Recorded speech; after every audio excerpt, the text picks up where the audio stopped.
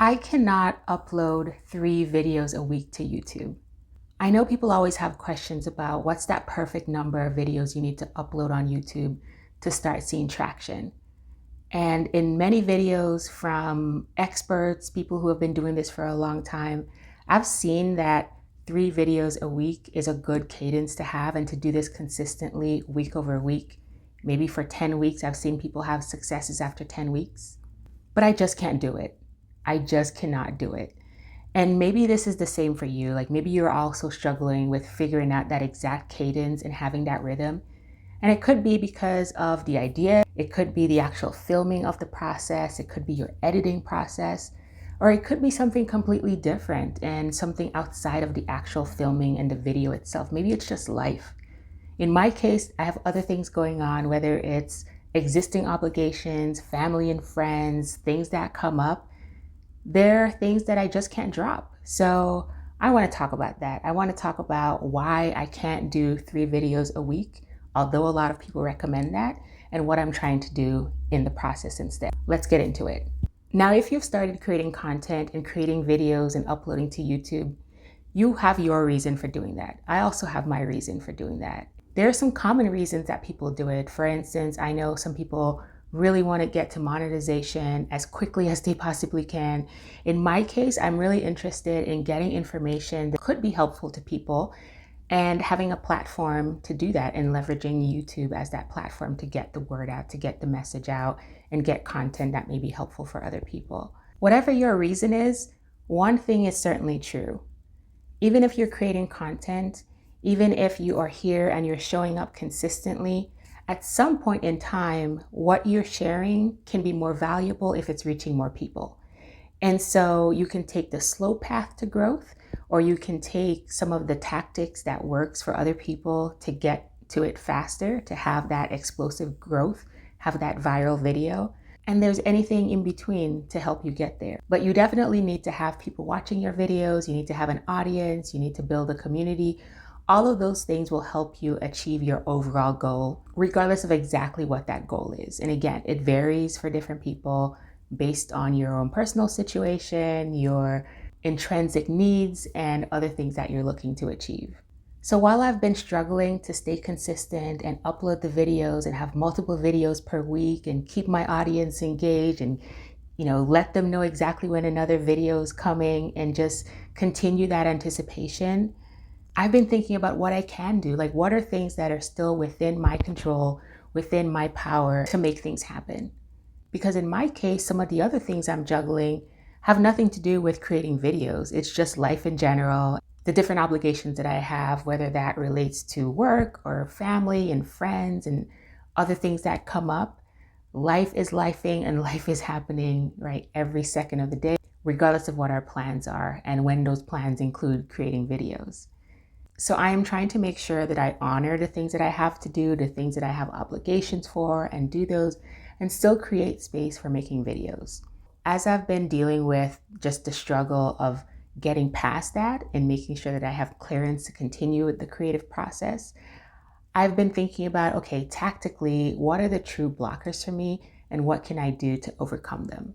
So the first thing really was to understand what these blockers are, taking the time to just step back and say, what are the things that are actually posing challenges to me and are impacting when and how I can create videos? So let's talk about some of these blockers that I've been experiencing and what I'm doing to overcome them. One thing I think I have to overcome is striving for perfection. Looking at a lot of other videos out there and how creators produce their videos, you can see that there's a lot of care and attention in the background, in the equipment that's being used, in the editing. But I have to keep in mind that some of these folks, they already have some kind of background in video. They may have been doing this for a lot longer time, so over time they've developed experience, or they could be outsourcing this and paying someone who's actually doing that work for them. That's not my situation. I am new to this. I am still learning about video, and I'm not paying someone to create this. So what can I do? One of the things I've been trying to do is film in segments. So for example, I will film my intro in one shot, then I will move on to the next thing I want to talk about and film that. And then the other topic is another clip. That way I can focus on that topic at hand and not have to worry about the entire video at the same time. This allows me to focus. And another thing that I've been doing as well is just slowing down my pace as I am speaking when I'm recording. This lets me have more time to think about what I want to say and also reduce any kind of errors I'll have while I'm filming the video. The goal here is not, again, to achieve perfection, but to at least allow myself some time to have less things that I need to fix later, because let's not forget that the editing process, after you film, like a lot of the real work begins once you're editing. And the more things you have that you like to edit out, it takes a longer time. And knowing that I'm doing this for myself and I have other things going on, time is extremely precious and I have to do what I can to limit that. One of the other great things about slowing down and giving myself grace if I make some mistake while I'm filming and going a little slower, I can still fix that error or speak to it real time and catch it, as opposed to, feeling like I have to completely re-record the entire video. I don't want to take that path. And even if the video is filmed a little bit slower now, when I'm editing, I can always speed up the video. So the final can have a little bit of a faster pace, even if I'm speaking a lot slower when I'm recording. So those are the things I think are completely within my control to do when I think about perfection and not getting it perfect. I believe it resonates with the audience when you can come through and you're being authentic, you're being real, you're not overproduced. And I'm allowing myself to lean into this, to lean into it so that, one, it allows me to get the recording done and to move the process forward, but also really just focus on the content that's going to be important for my audience. So the messaging is more important at the end of the day than the highly overproduced video.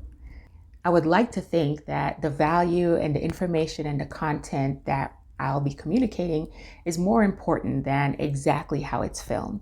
Now, if you agree or disagree, I'd love to hear in the comments. As you're watching videos on YouTube, what's most important to you? Is it important that you get the message that you need to hear, especially if you came, searching for a particular topic?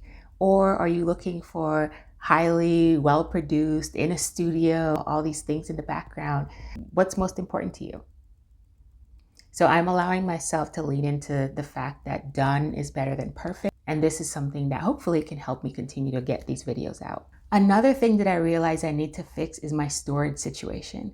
So I've been filming on my phone. I have not made the move to a camera. And while I'm filming on my phone, I keep running out of space. I keep running out of space. And I don't know if you've experienced the same thing, right? You're mid filming only to realize and get that notification that you're out of space or the video just stops. That is not what you want to see when you're in the middle of filming a video, right? So what I've had to do is look at my storage situation. So I have the space that's already available on my phone, and I also have a micro SD card that's in my phone to allow me to get additional space. What I didn't realize though is my micro SD card only captures up to a certain amount of quality. So I've been filming in ultra high definition. This was after I realized I can change the setting to achieve that. I didn't even realize when I first started that the setting for video on my phone was set to a much lower resolution. So I eventually realized that, okay, there is an option for higher definition. I think it's UHD, so ultra high definition. So I started using that. But part of the challenge there was when I filmed in ultra high definition, it would store on the phone's storage. It wouldn't actually make it to my SD card. And the reason is because my SD card was not built for that ultra high definition, so 4K. So one of the things that I did recently was to make sure that I purchased a new micro SD card that can capture videos that are filmed in that ultra high definition. And it's a larger size. You can see, here it is here. It is 256 gigs. So it's even bigger than the one that I currently have. The one that I have now is 128 gigs.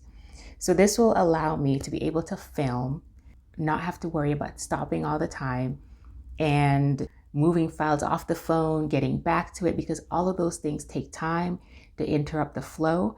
and I can just grab my phone, jump on, start creating the video without all this extra work that I have to do. And even when it's not filming, preparing to film for me involved continuing to move files all the time from my phone to make space. So I'm looking forward to using this SD card and not having to worry about that situation. Another thing that I also got was a new external drive. So I got a new external drive with more space. Again, this is just going to help me as I'm moving files from my computer, and I can have it stored. I don't also have to worry about the space on my computer. Do I have space to bring on a new video before I upload it? Just all of those things. If this is something that you're also challenged with and you're noticing some issues with, I would recommend figuring out what you can do, right? So do you need to just clear out space on your phone altogether? Or do you need to get a new or an additional external drive so you have space? Or for your phone itself, do you need to get a new SD card or micro SD card? So I am looking forward to, again, jumping into this and not having those issues anymore. Another constraint I had was the time to film. So I was trying to do a lot of my filming on the weekends where I can get natural light, so either do it inside or do it outside.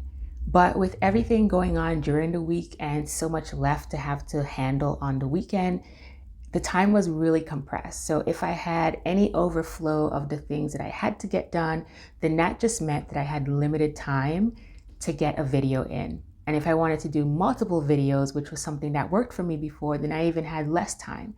So I had to solve for that. I had to figure out a way to create more time to film in my week. So not just have everything coming down to the weekend while I'm trying to juggle everything else that I would normally be catching up on anyway, and also trying to fit in rest, because imagine that rest. We definitely need that. We can't just be going every single day of the week and during the weekend and not have a break. So one of the things I realized I really needed to do was figure out my lighting situation, because one of the great things again about the weekend was that in the afternoon, late morning, I can film because I have the natural light, have access to that. But during the week, it's a lot harder if you have time in the evening, but then you don't have the natural light. So what I ended up doing was getting a new light fixture that I can clip on to my phone or anything that I have in front of me to allow me to have lighting. And so even if it's later in the day, it's in the evening time, it's at nighttime, I can still create videos because I have good lighting that's right directly in front of me. So I'm going to pause the recording for a second just to show what this lighting looks like. So here's the light. I'm going to turn it off for a second so you can actually see.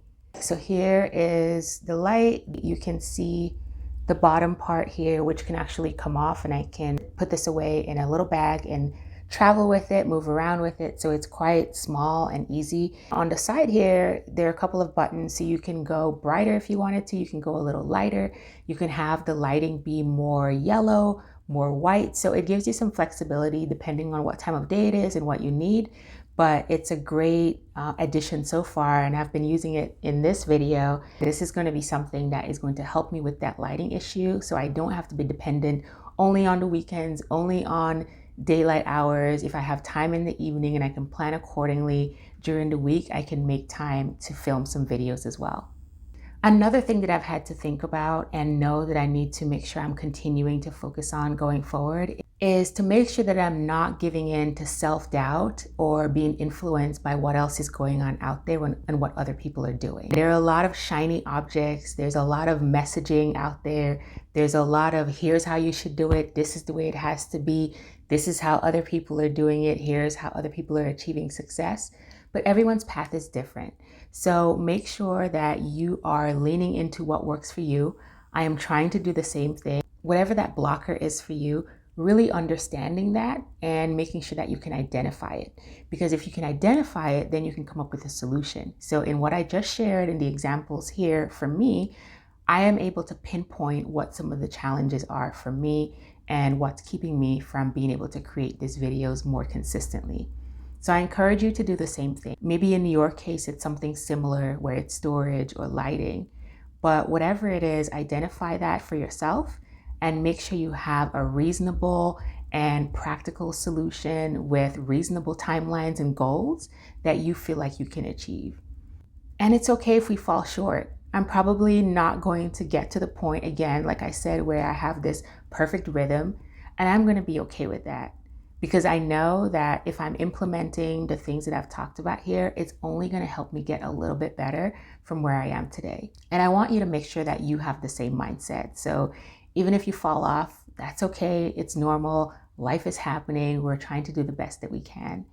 And when you do have the successes, when you are able to get it done, give yourself a nice little reward. So whatever that looks like for you, I mean, maybe it's a coffee or tea or treating yourself to dinner, something else, whatever that is. Make sure that you also enjoy the process. You're still having fun. You're not just allowing this to take a toll on you, lead you to burnout when it comes to creating your content. And you can continue to stay motivated and you can continue to achieve, again, whatever your goals are here on YouTube in a way that is authentic and real and achievable for yourself. So I hope this video has been helpful. I hope these practical solutions that I am looking to implement myself can be beneficial for your own process.